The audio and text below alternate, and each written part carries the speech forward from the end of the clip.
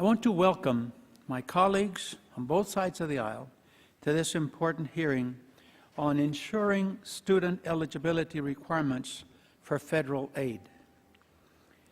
I want to give a special welcome to Chairman George Miller for his tremendous leadership on these issues and thank him for joining us today. As members of this committee, we have the responsibility of providing oversight of our institutions of higher learning, regardless of whether they are public, nonprofit, or part of the for-profit post-secondary education sector.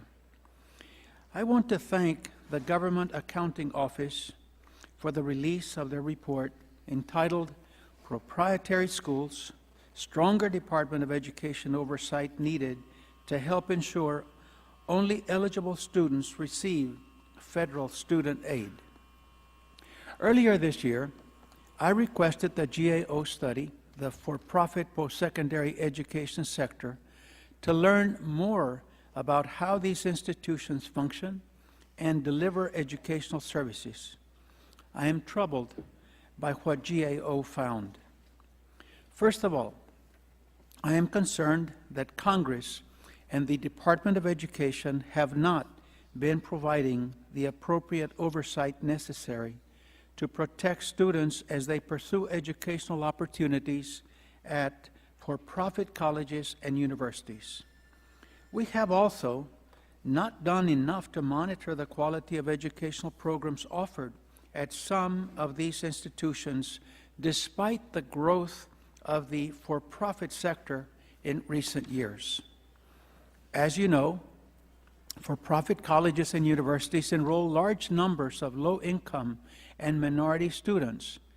Based on the findings of the GAO report, it is clear to me that some of these institutions have not served students well.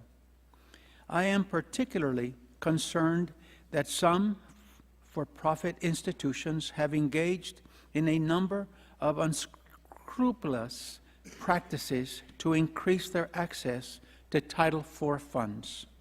In some cases, officials from for-profit sector institutions assisted students in obtaining invalid high school diplomas from diploma mills in order to gain access to federal loans.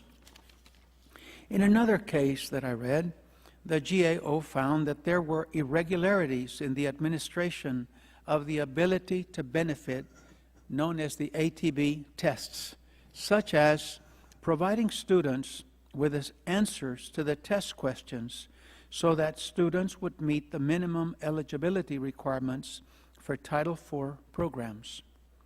Encouraging students who do not possess a high school diploma to incur an inordinate amount of student loan debt and to pursue a course of academic study that they are unprepared for does a disservice to those students. The GAO report is a great starting point for today's congressional hearing, and I hope that we can have a robust discussion and learn more about these issues from our distinguished witnesses. Thank you.